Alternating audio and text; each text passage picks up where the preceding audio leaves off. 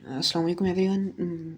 आज हम देखें स्टैक दरअसल होता क्या है। स्टैक डीएसए में एक ऐसे समझ लें कि डाटा स्ट्रक्चर है जो लीनियर है। लीनियर डाटा स्ट्रक्चर वो डाटा स्ट्रक्चर होता है जिसमें हम नॉन हिरारिकली डाटा स्टोर करते हैं और हम उसकी एक पोजीशन होती है, हम उस पोजीशन में ही डाटा स्टोर कर सकते हैं। उसके बाद ये किस प्रिंसिपल पर वर्क करता है? ये वर्क करता है लिफो प्रिंसिपल पे, last in first out. Last in first out से क्या मुराद है कि जो एलिमेंट हमने सबसे पहले अंदर किया था ना, वो सबसे आखिर में जाएगा, लास्ट इन फर्स्ट आउट। और जो सबसे बाद में हमने किया है वो पहले जाएगा। तो इसके हम कुछ रियल लाइफ एग्जांपल्स देख लेते हैं। जिस तरह अगर हम एक शटल का बॉक्स है, उसमें हम जो सबसे एंड में डालेंगे ना, वही हम सबसे पहले निकालेंगे। हम जो सबसे पहले डाली थी वो सबसे पहले नहीं निकाल सकते, वो सबसे एंड में ही निकलेगी। या जिस तरह एक प्लेट्स का स्टैक होता है, हम उसे में प्लेट ऊपर वाली उठा सकते हैं ना, नीचे वाली तो नहीं सबसे पहले उठा सकते।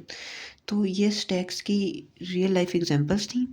स्टैक को इम्प्लीमेंटेशन करने के दो तरीके हैं। सबसे पहला एक तरीका है कि हम यूजिंग अरेज से कर सकते हैं। अरेज के ज़रिए स्टैक को इम्प्लीमेंट कर सकते हैं और लिंक लिस्ट के ज़रिए इम्प्लीमेंट कर सकते हैं।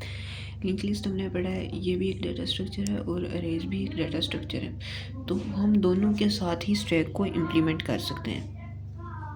अगर हम स्टैक की एप्लीकेशंस की आगे बात करें तो स्टैक की एप्लीकेशंस में जिस तरह हम अनडू रीडू करते हैं, कंट्रोल ज़ी और कंट्रोल वाई, तो ये प्रोसेस भी स्टैक में ही होता है। क्योंकि स्टैक जब हम कंट्रोल ज़ी करते हैं वो उसे परमानेंटली डिलीट नहीं कर देता, वो उसे डिलीट करके स्टैक में डाल देता है। जो ही हमने अनडू करते हैं, एक एलिमेंट को किया, फिर दूसरे को किया, फिर तीसरे को किया, अब जब हम वापस रीडू करेंगे तो पहले फर्स्ट वाला नहीं होगा, पहले थर्ड वाला होगा, फिर सेकंड वाला, फिर फर्स्ट वाला। तो ये भी एक स्टैक की एप्लीकेशन है। हम जिस तरह रिवर्स करते हैं डाटा को ना, तो ये भी एक स्टैक की ही एप्लीकेशन है। जिस तरह अब अगर हम 1 से 5 तक काउंटिंग लिखते हैं, तो अगर हम इसे रिवर्स करना चाहें, हम इसे पहले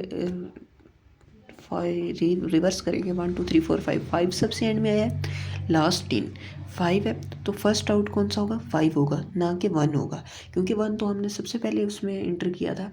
तो जो सबसे आखिर में इंटर करते हैं वही सबसे पहले ख़त्म होते हैं। तो इसके बाद अगर हम आगे इसकी और देख लें एप्लीकेशंस, तो जो इसकी मेन एग्जांपल है वो है मैथमेटिकल जो एक्सप्रेशन होती है उसकी इवेल्युएशन। तो उसमें इवेल्युएशन में क्या होता है? Mathematical expression evaluation.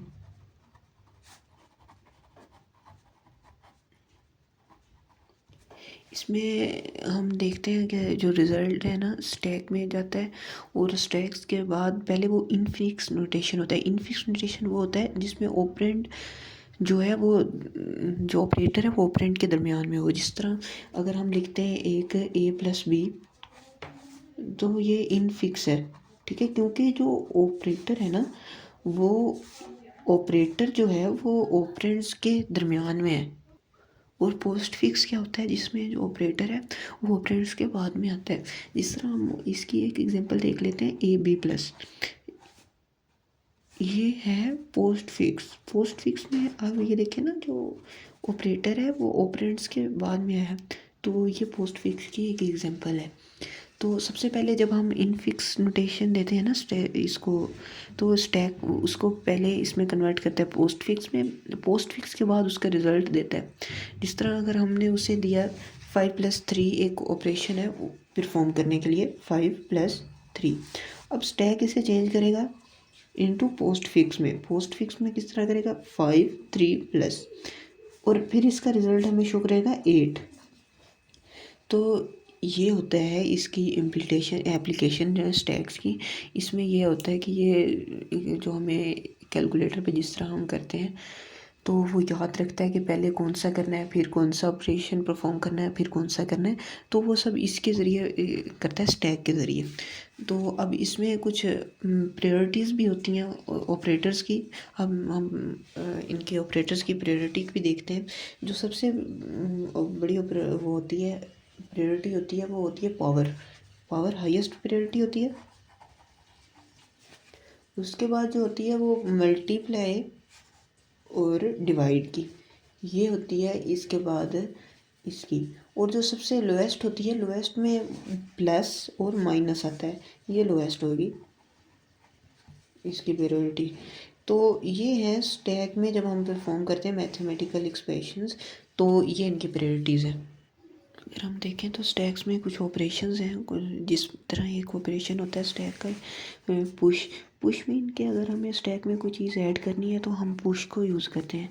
फर्स्ट के कोई हमें आइटम ऐड करना है स्टैक में तो हमें पुश का फंक्शन जो है वो यूज़ करना पड़ेगा। पॉप, पॉप मीन जिस तरह हमें नेम से भी समझ लग रही है रिमूव करना, रिमूव आइटम। कोई आइटम हो इसमें स्टैक में तो उसे हमें रिमूव करना है। तो इसके बाद एक होता है टॉप का, टॉप का उसे कहते हैं पॉइंटर। जो टॉप का पॉइंटर होता है वो किस चीज़ को शो कर रहा होता है, वो शो कर रहा होता है कि जो एड्रेस होता है टॉप एलिमेंट का एड्रेस वो शो कर रहा होता है, यानी कि शो कर रहा होता है कि हमारे टॉप एलिमेंट्स को, जो उसमें टॉप एलिमेंट होता है उसे शो कर रहा होता है। जिस तरह अगर हम लिंक लिस्ट में देखें तो वो हेड को जिस तरह रखते हैं और टेल नीचे वाले आइटम को रखता है, हेड जो ऊपर ऊपर वाले आइटम को रखता है, इस तरह टॉप भी ऊपर ऊपर वाले आइटम को ही रखता है। इसमें एक फंक्शन होता है जो इज़ एम्प्टी, जो चेक करता है कि स्टैक क्या एम्प्टी तो नहीं। अगर एम्प्टी है तो वो हमें बताएगा कि चेक करके कि इफ़ स्टैक इज़ एम्प्टी। और इसी तरह इसके जिस तरह नाम से भी पता चल रहा है इज़ फुल, ये क्या चेक करेगा, ये चेक करेगा कि कहीं ये फुल तो नहीं स्टैक। तो अभी हम इसके देखेंगे इनके कोड्स के, इस फुल के आइटम, पॉप और पुश के आइटम, इनके कोड देखेंगे ताकि हमें मज़ीद समझ लग सके कि स्टैक के ऑपरेशंस किस तरह होते हैं। अब हम इनके ऑपरेशंस देख रहे हैं कि स्टैक जो है ये किस तरह ऑपरेशन परफॉर्म करता है। तो सबसे पहले अगर हमें इंट मेन लिख लेते हैं, बाद में हम इनके फंक्शंस लिख लेंगे। इंट मेन, अभी हमें एक स्टैक चाहिए ना, इंट स्टैक, एक हमें रे चाहिए, हमने 10 ले ली है, ठीक है, ताकि बाद में हमें मसला ना हो। तो इसके बाद हमें एक टॉप का आइटम भी चाहिए ताकि हमें टॉप के आइटम को हमेशा -1 पहले डिक्लेयर करवाना पड़ेगा, ताकि बाद में हमें ये कोई वैल्यू गार्बेज वैल्यू ना इसमें ले ले। तो हमें इससे पहले सबसे पहले टॉप के एलिमेंट को -1 के इक्वल करना ही पड़ता है। उसके बाद हमें अब पुश करवाना है तो हमें एक ना करते हैं पुश 10, हमें 10 पुश करवाना है। हम एक पुश का फंक्शन बनाएंगे, हमने उसमें 10 वैल्यू दे दी है। अब हम इसमें इंट मेन से बाहर आ जाते हैं, हम एक फंक्शन बनाते हैं बूल इज़ फुल का, ताकि सबसे पहले हमें ये भी पता चले ना कि स्टैक फुल तो नहीं। अगर स्टैक फुल है तो हम पुश नहीं कर सकते ना, तो इसमें हम कंडीशन लगाएंगे इफ़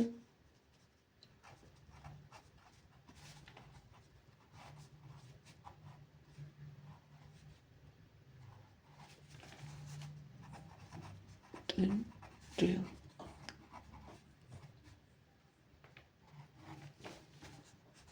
एल्स मैं अभी आपको ये समझाता हूँ ये कंडीशन हमने क्यों लगाई है।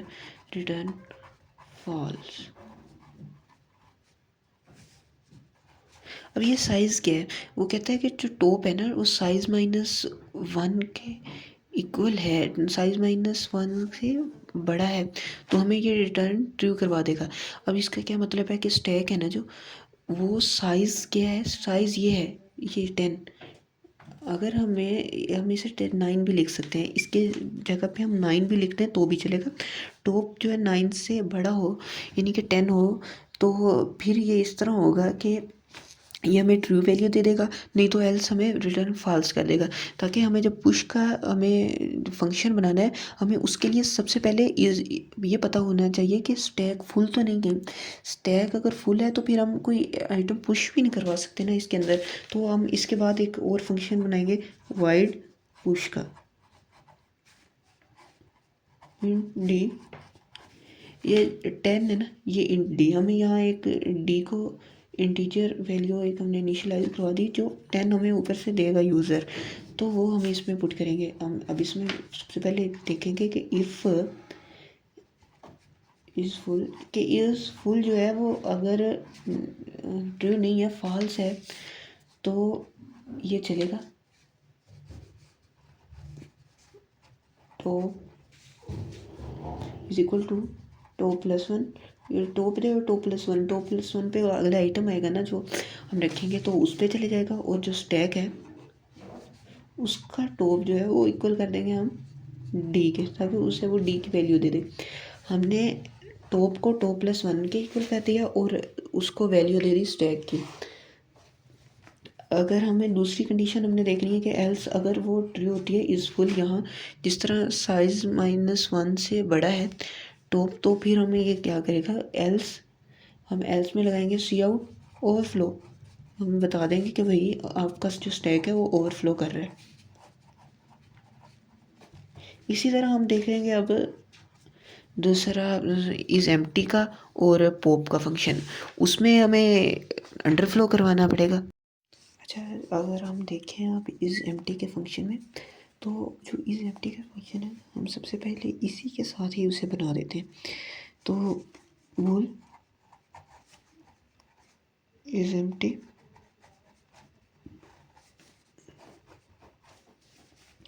इफ़ जो है उसका जो टॉप है वो बड़ा ना हो, क्योंकि लेस देन हो 0 से, तो हम क्या करेंगे, रिटर्न ट्रू कर देंगे।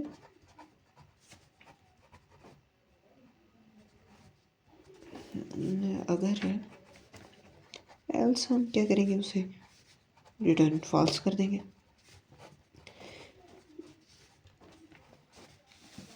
तो अब उसके बाद हम इसमें सेम जैसे हमने वहाँ पुश का बनाया था, यहाँ वॉइड पॉप का बनाएंगे। पॉप के फंक्शन में हम क्या करेंगे, सेम वही कंडीशन लगाएंगे कि इफ़ इज़ एम्प्टी,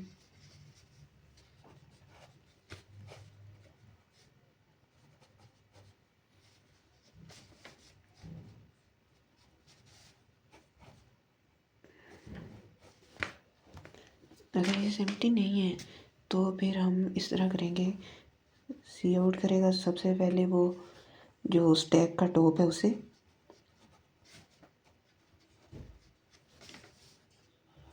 और उसके बाद वो क्या करेगा, वो जो टॉप है ना उसको नीचे भी तो लेके आना है ना, टॉप -1 के इक्वल कर देगा। इसके बाद अब ये फंक्शन चल गया, और एल्स में हम ये चलाएंगे कि अगर एल्स मीन के इज़ एम्प्टी का फंक्शन नहीं है तो हम उसे कहेंगे कि भाई सी अब अंडरफ्लो कर रहा है आपका, इसमें कोई आइटम नहीं है, तो हम किसी को भी पॉप नहीं करवा सकते। ये थे इसके जो हमने कंपोनेंट्स पढ़ने थे स्टैक्स के, ने किया था अरेज के साथ। अगर हम लिंक लिस्ट के साथ देखें, लिंक लिस्ट के साथ हमें सिर्फ एक कंडीशन समझनी पड़ेगी, सारे फंक्शन यही होंगे, लेकिन लिंक लिस्ट में हमें ये करना पड़ेगा कि हमें ऑपरेशन ऐड का सेम यूज़ करना पड़ेगा। अगर हमें ऐड बिगनिंग कर रहे हैं तो हमें डिलीट भी बिगनिंग से ही करना पड़ेगा। अगर हम ऐड बिगनिंग कर रहे हैं तो हमें डिलीशन भी ऐड बिगनिंग ही करनी पड़ेगी। अगर हम इसमें जो ऐड है वो ऐड एंड कर रहे हैं तो हमें जो डिलीशन है वो भी ऐड एंड ही करनी पड़ेगी, ताकि ये हमारे लास्ट इन फर्स्ट आउट वाला जो प्रिंसिपल है वो इस पर कायम रहे।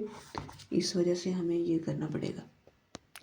यहाँ हम डिस्कस करेंगे स्टैक्स के कुछ रूल के। स्टैक्स के रूल क्या है, हमें सबसे पहले स्टैक का एक रूल ये देखना पड़ेगा कि जो प्रायोरिटी ऑफ द टॉप जो है ना ऑपरेशन है स्टैक की, अगर जो स्टैक का टॉप ऑपरेशन है पहले उसकी प्रायोरिटी जो है वो इक्वल या सेम हो priority of newly scanned operator की, तो हम इसमें अब क्या करेंगे, मीन के जो पहले है आइटम टॉप पे, स्टैक के टॉप पे। अच्छा, हम देख रहे हैं कि जो स्टैक्स के रूल हैं इनमें स्टैक का जो टॉप पे पहले एलिमेंट पड़ा है ना, अगर जो ऑपरेटर पड़ा है उसका जो प्रायोरिटी है, मैंने पहले प्रायोरिटीज़ आपको दिखाई थी, वो प्रायोरिटी जो है न्यूली स्कैन्ड आइटम की प्रायोरिटी से इक्वल हो। फर्ज किया जिस तरह पहला जो था वो प्लस हो, अब माइनस हो, तो ये इक्वल है। अब ये क्या होगा, ये पॉप हो जाएगा और ये इसकी जगह ले लेगा। मीन अगर पहले ये प्लस था तो प्लस पॉप हो जाएगा और जो माइनस है वो प्लस की जगह पे आ जाएगा। अगर इसमें दूसरी रूल ये है कि जो स्टैक के टॉप पे एलिमेंट पड़ा है, उसकी प्रायोरिटी ज़्यादा है न्यूली स्कैन्ड आइटम से, न्यूली स्कैन्ड से। तो फिर क्या होगा, मीन जिस तरह जो पहले पड़ा है वो मल्टीप्लाई है और जो नया है वो प्लस है। तो अब इसमें क्या होगा, इसमें ये होगा, फिर क्या होगा, मीन पहले ये मल्टीप्लाई है, अब जो न्यू है वो प्लस है। तो इसमें ये सीन होगा, अगर पहले मल्टीप्लाई है तो मल्टीप्लाई भी पॉप हो जाएगा और इसकी जगह पे प्लस आ जाएगा, क्योंकि जो न्यूली स्कैन्ड जो ऑपरेटर है उसकी प्रायोरिटी जो पहले है उससे कम है, तो ये उसकी जगह पे आ जाएगा और वो पॉप हो जाएगा। सेम इनमें कंडीशन लगेगी। अब जो तीसरा रूल है इसका, the third and last one, वो ये है कि जो स्टैक पहले टॉप पे पड़ा है उसकी प्रायोरिटी कम हो न्यूली स्कैन्ड से। तो क्या होगा, मीन जो पहले है वो प्लस है और माइनस है, और जो न्यू आया है वो मल्टीप्लाई है या डिवाइड है या जो पावर है वो है। तो अब इसमें हम क्या कंडीशन लगाएंगे, अगर जो पहले टॉप पे पड़ा है उसकी प्रायोरिटी कम है न्यूली स्कैन्ड से, जिस तरह मैंने अभी बताया, अगर वो प्लस माइनस है तो जो न्यू आया है वो मल्टीप्लाई है, ये डिवाइड और पावर है, तो उसमें क्या होगा, उसमें ये होगा nothing will be pop, pop कुछ नहीं होगा। लेकिन अगर पहले प्लस था ना, अब ये स्टैक के टॉप पे पड़ा है, अब इसकी जगह पे मल्टीप्लाई आ जाएगा, क्योंकि वो उसकी जगह पे आ जाएगा और ये पॉप नहीं होगा, ये यहीं रहेगा। ठीक है, तो नथिंग विल बी पॉप।